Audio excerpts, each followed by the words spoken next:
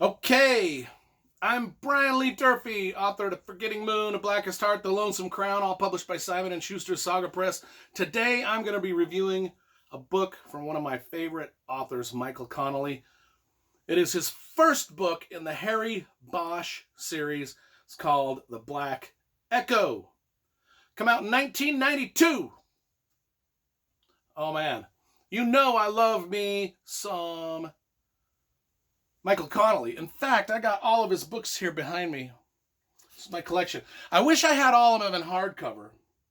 But, I first started collecting them in paperback back in the day, and then I eventually started getting them. It's about half and half. I got about half of them in paperback, half of them in hardcover. Of course, about the first 10 or so Harry Bosch novels are in paperback. What about the cover? We always review the covers. This is pretty good. I like it. It's big, bold. The graphic is simple. It looks like a big, bold thriller. It says what it wants to say, The Black Echo. It's designed perfectly. By the way, there is a wonderful, wonderful introduction in this book by James Lee Burke, one of my other favorite writers. And it's about a 2 to 3 page introduction to Michael Connelly's writing. And James Lee Burke wrote it, and just so you know, I've got all the James Lee Burke novels here too. Pardon my, but there's my James Lee Burke collection. So if you can get, if one of my favorite authors does an introduction to one of my other favorite authors, that's awesome. Has nothing to do with the book, just kind of cool. Kind of a cool little thing. What's this about? I'm just going to read the back of it to you. The very first Harry Bosch novel. A lot of you might be familiar with Harry Bosch because you've been watching the television show, which is a pretty decent television show. I've only seen the first season, and the first season follows... Sorry, my camera is a little bit wonky now. Let's face it, my camera is always wonky. There's never been anything right with my camera since I started this channel, so I will just leave it crooked because we don't care at this point. All right, so if you've been watching the Harry Bosch series on TV, it's not really following the novels that closely because at least the first season, seemed to follow. It was a mashup between several of his novels, actually. However, the tone is right, the acting is spot on, the storytelling and the scripts are dynamite. So it's almost like we're getting two alternate version realities, like we're getting multi-universe realities of Harry Bosch. If you want to watch the TV show, that's sort of an alternate universe of Bosch, where this is kind of the real universe of Bosch. Both great universes, though. So I kind of liken it to the Game of Thrones, where the Game of Thrones books are awesome, the TV show is awesome. They don't really match and align a lot of the times, which is good for us because now we've got two awesome things rather than just one. That's the way I think about the Harry Bosch novels and the Harry Bosch TV series. We get two awesome things that are related instead of just one. Who is Harry Bosch and what it's about? Well, I think the back of this here describes who Harry Bosch is right from the get-go, because this is his first mystery that he has to solve. Former Maverick LAPD homicide detective Harry Bosch finds a body in the drain pipe at Mulholland Dam. But it's more than just an anonymous statistic. It's more than another anonymous statistic. This one is personal because the murdered man was a fellow Vietnam tunnel rat who had fought side by side with Bosch in a hellish underground war. Now Bosch is about to relive the horror of Vietnam, from a dangerous maze of blind alleys to a daring criminal heist beneath Los Angeles.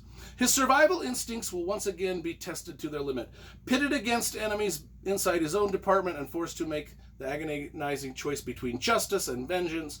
Bosch goes on the hunt for a killer whose true face will shock him. So right there in the back, we get Bosch's backstory. He's a Vietnam vet. He's a kind of a maverick Los Angeles police detective, and he finds a body in an underground tunnel that's actually an old friend of his from Vietnam. And thus starts the mystery and the mystery solving. And in the back, it mentions the conflict he has with not only criminals in the criminal underground, but the conflict he has with his own police department. And these novels are written, I mean, this came out in 1992, right around the Rodney King riots. And if you know anything about the police department in Los Angeles in that time, before the Rodney King riots, it was just kind of, it wasn't a good place. After the Rodney King riots, they tried to fix things, but they tried to fix them in all the wrong ways. And so a lot of what Michael Connelly talks about here and what Harry Bosch himself has a problem with are these issues that took place in the real world Los Angeles Police Department at that time. And if you follow the Harry Bosch series through all the 20 some odd books that there are, you know that he has conflict with a lot of his chain of command and a lot of the orders he's given and a lot of the stupidity that is up in the upper levels of the police department. I work at the Utah State Prison, and I've done so for quite a lot of years, and I kind of relate to Mr. Harry Bosch. And sometimes you're just like, why? Why is this policy in place? It makes no sense, and in fact, it's counterproductive. And it happens all the time in law enforcement. And Harry Bosch fights against that. And Michael Connelly's research into these issues is absolutely the selling point of these books. Michael Connelly, if you're going to do police procedural books, you need to study what Michael Connelly does, because Michael Connelly studies every detail of police policy, police procedure. Not only that, but he's also written this Lincoln Lawyer series where he knows everything about the law, courtrooms, and everything else. Combine all that together and you get one dynamite book series starting with The Black Echo. And I'll be honest, I think this is the weakest book in the series. I think they only get better from here. That being said, this book is lit. This book is crazy good. For a debut novel, this thing is out of sight. And like I said, it's probably my least favorite one because they just get better and better and better. And so if the debut novel of a series can be as good and as gripping as Black Ice, and if it can say so much about the criminal underworld and law enforcement itself, because there's a lot of good detail about police work in this and detective work and just how things work within the system and how good detectives and people that want to do the right thing have to fight through the red tape of the system just to do the right thing, which you would think that would be opposite. The road would be paved, smoothly paved for those of us to do the right thing. But oftentimes, more often than not, it is one roadblock after the next. And Michael Connelly and Harry Bosch navigate through those things. And that's the selling point of all of these books, is Harry Bosch's way of dealing with this stuff. And he's, we've got Jack Reacher, who's kind of like a smart ass all the time.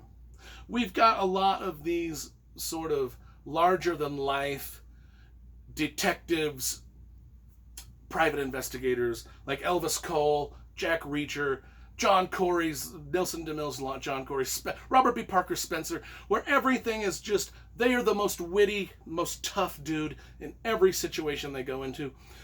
Harry Bosch is not like that. He's got some wit to him, but it's much more biting and much more serious, and it's a wit that he knows is going to get him fired. And he's not the toughest guy either. He's not the toughest guy in every situation. He gets his ass kicked quite a lot. And he's often just afraid for his family, too. He's got a young daughter. He's got an ex-wife and a young daughter at the beginning of this. And it's great. One of the great things about the series is watching Harry Bosch's relationship with that young daughter grow throughout like 20 some odd books until she herself grows up to become a police officer. This stuff is great. This is great. Michael Connelly is probably, after Dennis Lehane, my second favorite.